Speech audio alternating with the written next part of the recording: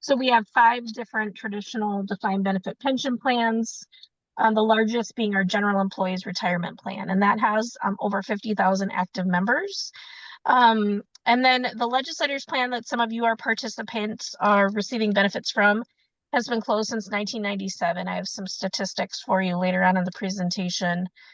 And then we also administer our deferred compensation plan, which is a 457 plan that many folks participate in. It's available to all public employees, as well as our healthcare savings plan. So as of last June, we had over $34 billion and had over 150,000 active or folks participating in our DB plans, either active, retired, or deferred.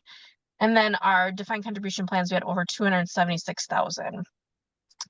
So we are governed by a board of directors. One of the former legislators is on our board. Wes Skoglund is the retiree representative. And then we have a mix of active elected members and governor appointees. All of our appointees currently are retirees. So lots of retiree representation on our board. Our board sets the policies and approves the things that we do at MSRS. But the legislature ultimately makes the decisions on what's included in the defined benefit pension plan. So those are all defined in state statute. And then we have a bunch of federal guidelines that we follow, rules, regulations, IRS code, and federal law. So that is how we operate generally. Our return last year was 12.3%, which is partially why I have good news to report this year. We're in a really strong funding position, and that is allowing us to seek benefit improvements, which is the first time I've been able to say that ever in my career. So if we go to the next slide, Sally, we like to look backwards. So MSRS General Plan is just experienced our 95th year. We were established in 1929. So looking backwards in history is very important when we consider the future. So our general employees retirement plan is 99.82% funded, almost 100% funded. And then our state patrol plan and the correctional plan are heading in the right direction, although not quite as well funded as the general plan. I think the important thing also to note is that while we're well funded like we were years ago, we are also taking on less risk when we are making assumptions for the future. So our assumed rate of return now for our expected liabilities is 7%, where in the past it was as high as 8.5%. So we're in a really strong funding position because we have a strong funded ratio, but also because we're expecting our liabilities to grow at a slower rate, which kind of de-risks a bit of what we can expect in the future. If we go to the next slide. There are 3 main calculations or numbers that I look at when thinking about pension health. The funded ratio, which is the assets we have in the bank to pay current and future liabilities. Our goal is to hit 100% funded in those programs. The other component is when are we projected to reach full funding? So right now in state statute, the projected full funding date for all of our plans is 2048.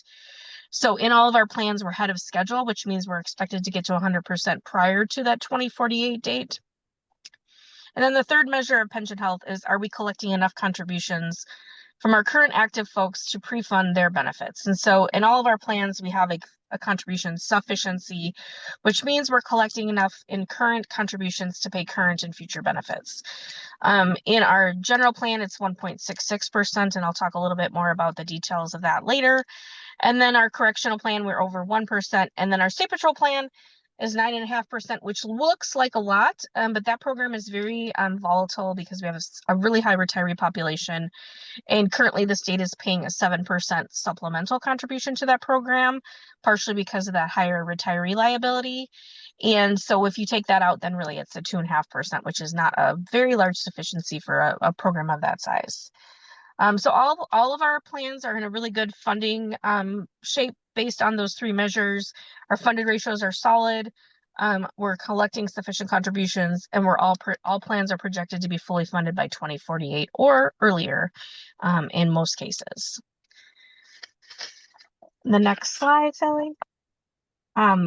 So as retirees, we frequently get the question of, I understand we're in a good funding position. When can I see an increase in my post-retirement increase, or my COLA is also called a COLA.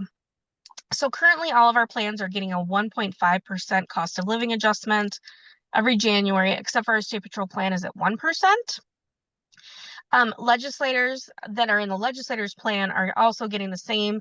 They've always been linked to the post-retirement increase for the general plan. So you're also receiving a 1.5%, even if you retired under the unclassified plan or the legislators plan. COLA increases are very expensive, partially because they're immediately, you immediately increase your liabilities. It's compounded, so it's, each year they grow in exponentially. And then because it's right away. So we get these numbers from our actuary every year just to kind of get a sense of what it would cost to increase COLAs. And to increase it by 0.5% of pay, it's 2%, 0.5%. So going from 1.5 to 2, it's 2% of pay. To go from 1.5 to 1.75 is 1% of pay.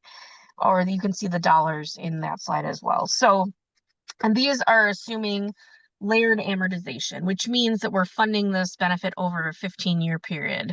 So the other component that we're seeking this legislative session is to change our amortization method, where we're amortizing benefit improvements or reductions over the period in which they're applicable. So in a lot of cases, it'll be 15 years because the active life for an active member is about 15 to 20 years, and for a retiree, it's about 15 to 20 years rather than a 30-year period. So we're going to hopefully pay off our liabilities within the period rather than keep extending them out over another 30-year period.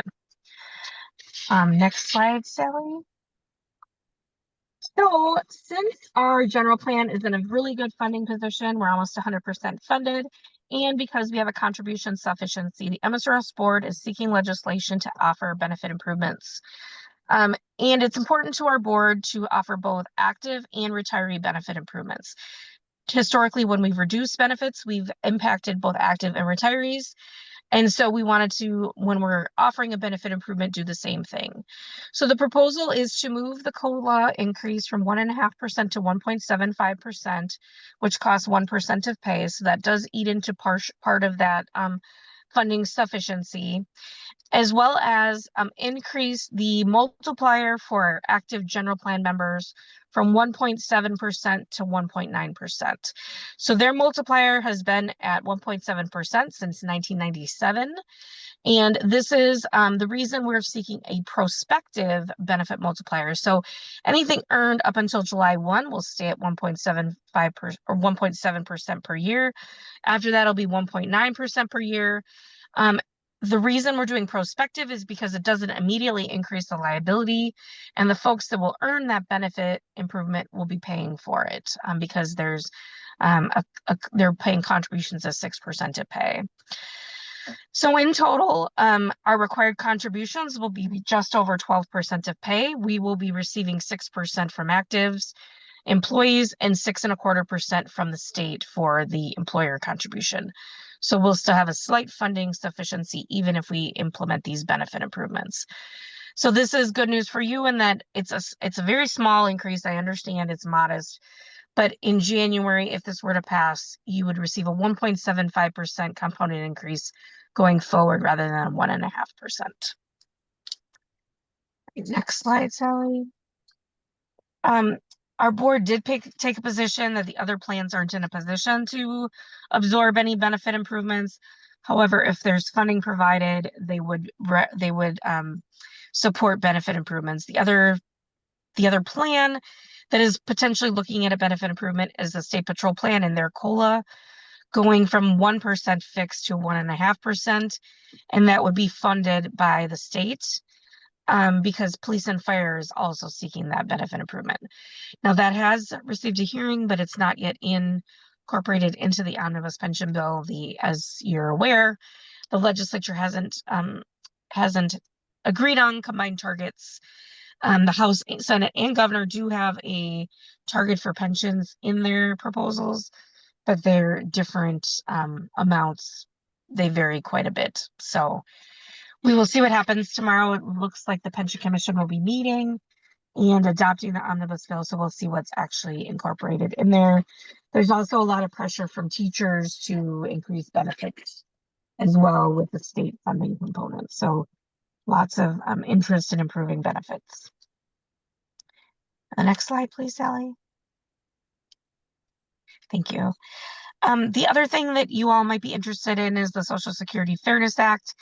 If you were in the legislator's plan, you likely weren't participating in Social Security. So if you earned a Social Security benefit from other employment, it was offset by your pension at the time you retired. This was changed at the end of last calendar year. They repealed this general pension offset and the windfall elimination provision, which are two provisions that reduce Social Security for folks. Both of those were reduced or were eliminated, and you should have received by this point a retroactive payment for your increased Social Security back to January of 2024. No. So you haven't gotten it yet? I haven't gotten it yet. I have an appointment next Friday to go to Social Security and bring my marriage license. Okay. And what I want is half my husband's Social Security plus the retroactive portion of it. Okay. And that's very possible.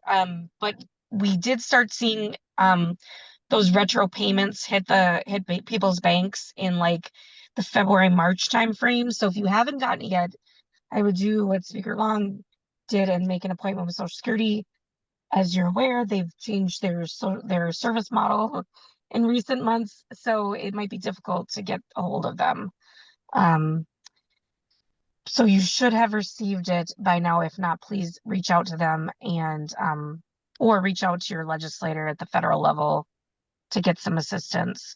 There is a Q&A on the Social Security website that's linked in the presentation, and Margaret has the materials, so she can share them with you. That talks about what you can expect with the provision being eliminated. All right, and then the last item that we have today is another item of interest that you might all have is related to legislators' plan pension coverage. So recently, the National Association of State Retirement Administrators, like just this month, posted what other states have for legislative coverage, and that is on their website. So I just thought you'd be interested, but 10 states have no retirement coverage for legislators, including North Dakota and South Dakota. So Iowa and Wisconsin still have a defined benefit pension for their legislators, but North Dakota and South Dakota don't have any pension benefit for their retired legislators. In our current legislators plan, there are 7 active members as of last July.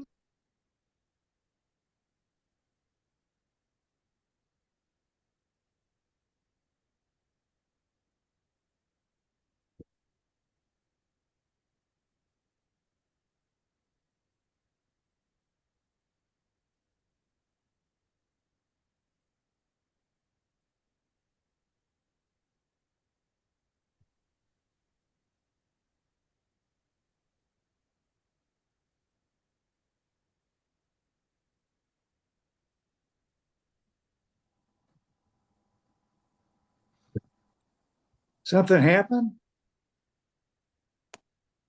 I'll say, is anyone else having trouble hearing her as well? I just Yes, did. I cut out. I thought I was just thinking it was my computer. I'm on the deck. I was just getting ready to go in the house, but I couldn't hear anything for the last 2 or 3 minutes. She's frozen.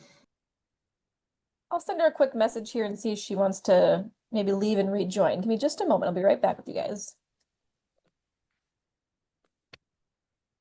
So how are you all? Good. Great. So Dee and Al, maybe you could help me. I'm blanking on what was former state representative Katie, what was her last name, who came before Bob Gunther? Oh, from down around Jackson. Yeah, I don't remember. I don't know. I can't No. think of her name. Well, while we're trying to think of it, it doesn't really matter, but you know who I mean. Both she and Jerry Evans, when she left the legislature, they both were shocked that they couldn't access their husband's Social Security as a legislator. And so I'm asked for this meeting actually, so we could learn more about the Social Security Fairness Act and, Well, what And- was explained to me, Mindy, is that as long as my legislative pension was more than half of my husband's social security, I couldn't have half of my husband's social security. At the time I left the legislature, was not eligible to get any social security. And because I worked in a nonprofit for several years, I did get social security, but what I currently get is around $5,000 or $6,000 a year less than half my husband's.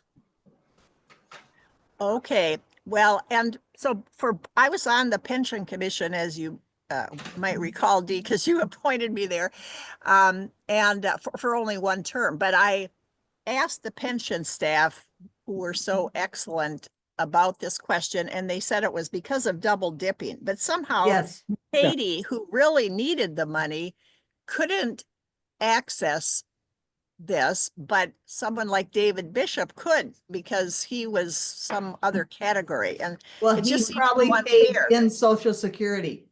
And Pardon me? evidently Katie never paid any social security, and I never paid any social security while I was in the legislature.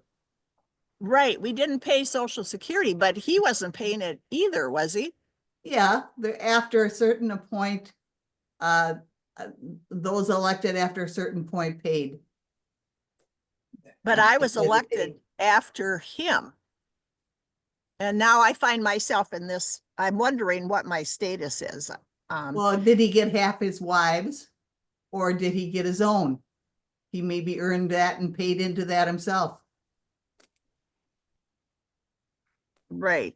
Well, anyway, I'm just wondering if what's changed with the Social Security Fairness Act, and I couldn't What catch they it with. said was that the people that had not paid social security during the time they were public employees of some sort, would now be eligible for making the changes that could maximize their social security. In my case, it would be eligible for having a portion of my husband's social security. Okay, so how do we find out? Did she answer that? Because my computer cut out. I heard you saying going down to the Social Security office and then it cut out and I didn't hear the rest. I'm going on Friday, so So you have an appointment, you're going and you're going to ask them what's changed then. yeah, I'm gonna ask for my benefits to be You have changed. to Okay. take proof of your. Great, well, I should probably do that too then. Yeah, you need to bring in proof of your marriage license, things of that sort. Okay, thank you. And you have to have an appointment. Right, that I definitely knew. And they're hard to, how long did you have to wait to get one? I only had to wait about 5 minutes for the phone call to be taken, and maybe 3 weeks. Okay, well, And that's I not too definitely bad. told her I wanted to go to Bloomington. I did not want to go to the Social Security office on Franklin and Right. Chicago. Right. We're very familiar with that one because our son is on Social Security and that's the only one he's allowed to go to for his major stuff. So I can see why you want to go to Bloomington. Yeah, yes. Does anybody know if Margaret is still on? I don't And see what- her at all. Yeah, I'm still here. Do you know Oh. what the problem is and how we're attempting to solve Something it? happened. Yeah, something happened to Erin, Erin's She's coming back connection. She in. was in her car. Yeah, Um, I'm In the there. car. Oh, Oh. you back? Okay. Yep, I'm back. Sorry, my phone overheated, which has never happened before. So I'm sorry about that. Can you hear me? Yes. Okay. So the final thing I was just going to share was the statistics about the legislators plan. So that's at the bottom of your screen there. So we only have a few active legislators that are still contributing to the plan. And most folks are retired, but we do have some that are deferred and are pretty young. They're in their late 50s. So it might take a little time for this plan to, fully shut down. But we continue to receive the ongoing appropriation from the state to pay those benefits. And then if this benefit provision to increase the COLA does pass, it is built into the automatic the appropriation from the state. So there was some potential amendments to remove legislators from receiving that increase, but that failed at the LCPR. So I don't foresee that being a problem if this were to pass and be part of this final omnibus pension bill. So that is my final comments, but I'm happy to take any questions. It sounds like a few of you have not received your Social Security retro payments. Could you explain a couple of things, starting with, I think you made some assumptions about what we know and don't know, and I'm sure it varies tremendously depending upon when you came and when you left as a legislator. So Sure. I think when you made a reference to the legislative plan was discontinued and everybody switched to the unclassified. When did that happen? The legislators' plan closed in 1997. Closed means what? It means any new legislators that were elected or after July 1 of 1997 are in the unclassified plan. If you were in the legislature prior to 1997, you're in the legislators' plan. So when and going back to the question Dee asked about the Social Security Fairness Act, Mm-hmm. do you know when the not legislative pay not being subject to Social Security, when that was discontinued? Yes. So if you were in the legislators' plan, so if you were a legislator prior to July 1, 1997, you're in the legislators' plan, and you would not have paid into Social Security as part of that plan. So it wasn't coordinated with Social Security. So the entire time there was a legislative plan, there was no Social Security taxation. Correct. Yes. Okay. Yes. Do you know what the criteria are to determine whether you would benefit from the Social Security Fairness Act or not? Well, it depends. So if you likely had other employment that did pay into Social Security, and so your Social Security when you started collecting was likely reduced by or offset by your legislator's pension if you received it from the legislator's plan.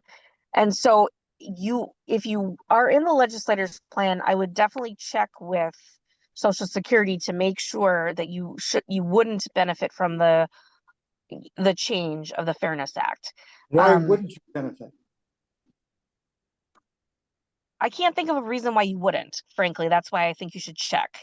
But each calculation is independent of the individual. So each person's calculation is specific because it's all your earnings that were applied to Social Security and offset by the ones that weren't. And so everyone's got a different scenario. So you can't really make broad statements, but generally you would want to check on it if you were in the legislator's plan because your Social Security was likely reduced by that benefit. Right. Does that And make for sense? instance, mine was reduced down to the point where I got like $22 a month. And then later when costs went up for health benefits, I had to pay in to make up the difference. Now in March, I got $2,814 with this change. But then in April, it went down to $190. So was that typical that people got a lump sum bigger payment in March and then the April number would be what is ongoing? Yes, that is basically what I've heard is that because you had basically 1 year retro payment, a little bit over a year retro payment. So you got a big chunk that first month and then it went down. They should be sending you a letter to accompany the benefit changes. My mom just went through, my stepdad passed away, and so she's been getting those letters. So I've had the opportunity to read them, and they're not the most clearly written. I don't even recall getting anything other than here's the amount now, and it didn't explain anything. Okay, I'm not surprised by that.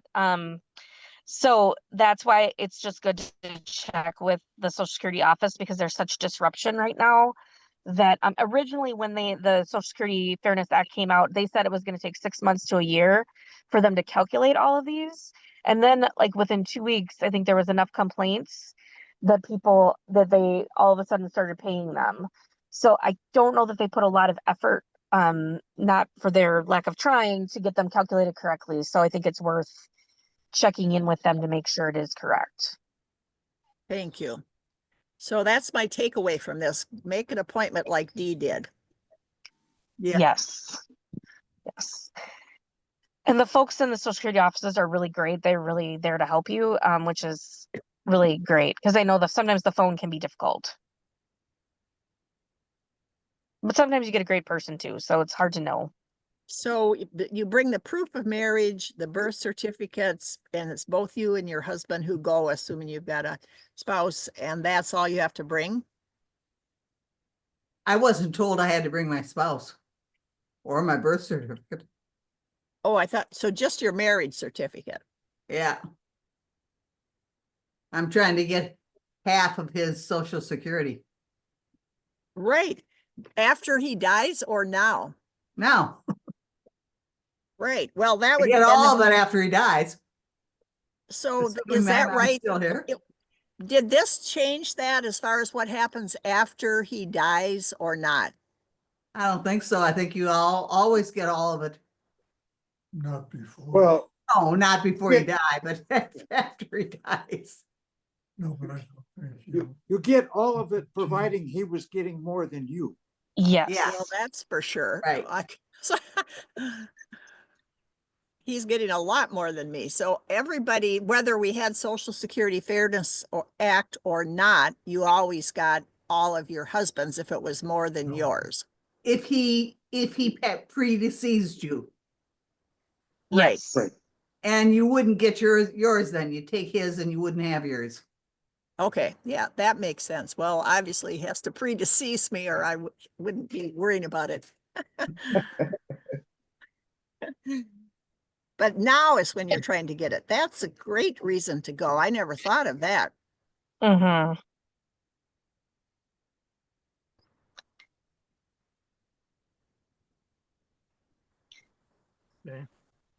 Well, And I want to that- thank MLS for having this program because I tried Kelly Knight and she did not know anything at the point that I called her about the Social Security Fairness Act.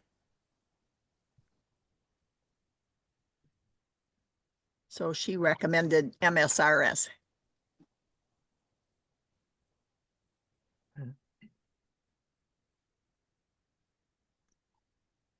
Yeah, and the vast majority of our folks that are retired, it's really the legislators and state patrol plan members that are impacted by this. So it's a pretty small number in Minnesota. Some states, none of their pension plans are coordinated with Social Security. So they had, tens and thousands of people that were impacted. So you're among a small elite group. So hopefully you'll get better assistance with the Social Security office because of that.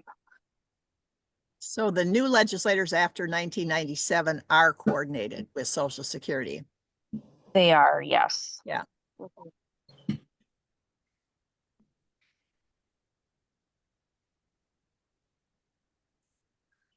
And the unclassified plan has always been coordinated?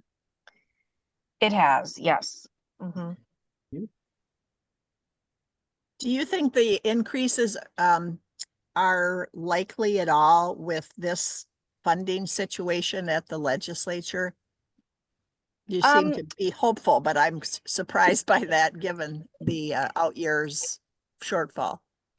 Yeah, so we do have bipartisan support for the increase for our general plan, which impacts legislators and unclassified.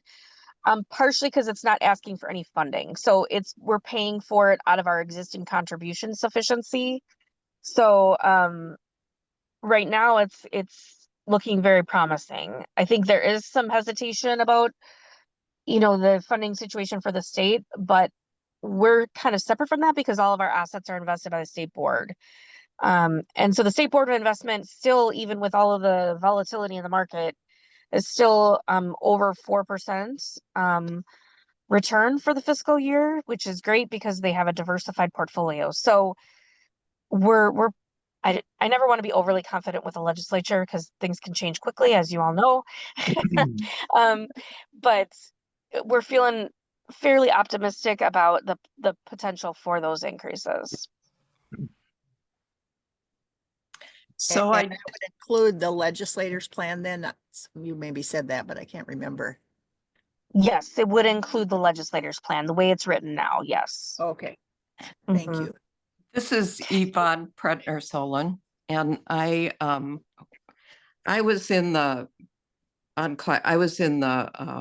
unclassified plan, but my Mhm. husband died before I went into the legislature, and he was in the legislator's plan, and he died Mhm. before he collected any of it, and it was awarded to me by the legislature. And I also collected his, when I reached the age of 65, I think, collected his Social Security until I was the age of 72. So I'm wondering if I should also inquire about it then, but this would just be for past payments. It would, but you potentially would have qualified for a surviving spouse benefit beyond for Social Security. So I think it's worth inquiring. Because it's possible to, did you start collecting your benefit at 72 or did it end because that was his life expectancy, or did you elect that? No, I collected his legislator benefits. I still do. Uh-huh. And, Yes. Yep. and I collect mine. Mhm. But I don't, but my Social Security, I collected his Social Security after he died until I was 65, which would have been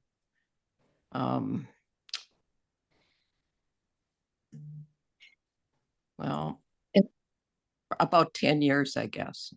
Okay. And then did And you then collect, is that when you started your Social Security at 65 then? No, at the age of 65, I started collecting his Social Security. Oh, okay. And at the age of 72, I started collecting mine. And his you're still receiving his, or did it stop? No, his was stopped. Okay. So his might have been stopped because yours was higher. Yes. So I would inquire because his may have been higher had this Social Security Fairness Act been passed. So I would inquire because they'll look to see which would have been higher, his or yours, and you could potentially see a bump. Okay. I'll do that. I'll make an appointment. Thank you. Mm-hmm. Legislator preceded.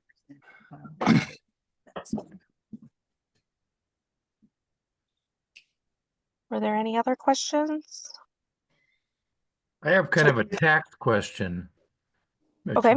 I'm under the deferred comp plan, and my question is whether, and I have a required mandatory distribution. Mhm. And my question really is whether or not I could use either all or part of the mandatory distribution for what they call a qualified charitable distribution. Yes. So no, the answer is no. You cannot use the deferred compensation plan is a 457B plan, and that isn't an option in a 457B plan. Okay. So it is in an IRA, so you could potentially roll over your 457 into an IRA if you wanted to do a charitable contribution as part of Yeah. your RMD. Yeah. Yeah. I Okay, do thank that. you. Mm-hmm. So Erin, could MSRS supply the amount of pay, legislative pay we had during our career that was not subject to Social Security? It seems to me if I'm gonna go to the office, they would want to have that information. Yeah. We potentially can. It depends on when our records are electronic back to a certain point. So we potentially could give you that information. I would just need to look into it to see if we have it all. So have you got a number where we can contact you to find that out? Sure. You could email me, or my phone number is 651-284-7848. And then I'll just ask my staff folks to pull something together. Okay. And that's 651-284-7848. Yes. Thank you. Yep. Or my email is erin.leonard@msrs.us.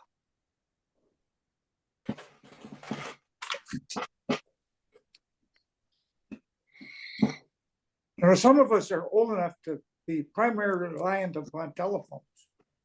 $700 a month, Gene. That was our salary in 1973. I remember that one painfully, but I don't remember the adjustment subsequently. Speaking When I of being was- old, I just oh. thought of that legislator I was trying to think of, Katie Olson Yes. for L&D. Mm-hmm.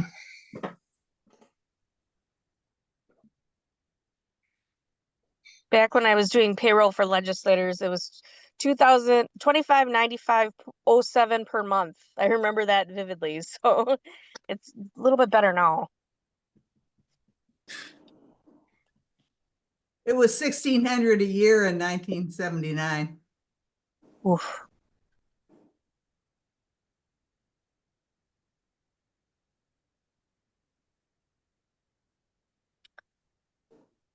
Okay, does anybody else have any final questions or comments? Margaret, this is Al. I got a comment for future ideas. I see Representative McGuire's on here, and I know she mentioned it. We had a meeting, a similar meeting to this a couple of years ago. And both Mary Jo and I hopped on because we thought we were going to learn a little bit about our health care too. Yeah. I know there's legislated options. You can get on and off health care in a month. If I wanted health care next month, I could sign up and get it. But again, the costs and how you do it, and can spouses be involved? Because I think we're all concerned going forward about social or Medicare.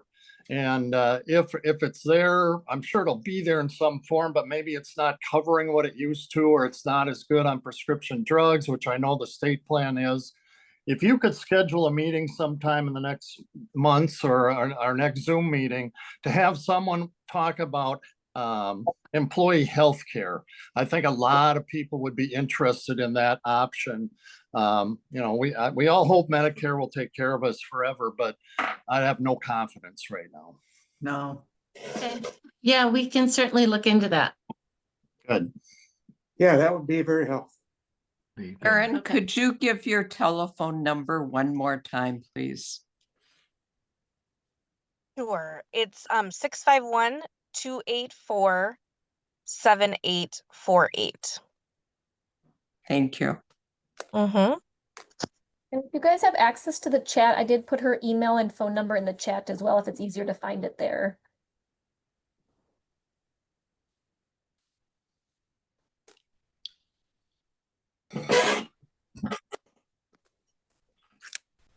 Okay, well, if that's it, I really want to thank Erin so much, and Sally for the presentation today. We will post this on the MLS website, so you'll have access to it after the fact. And thank you, everybody, for joining us today.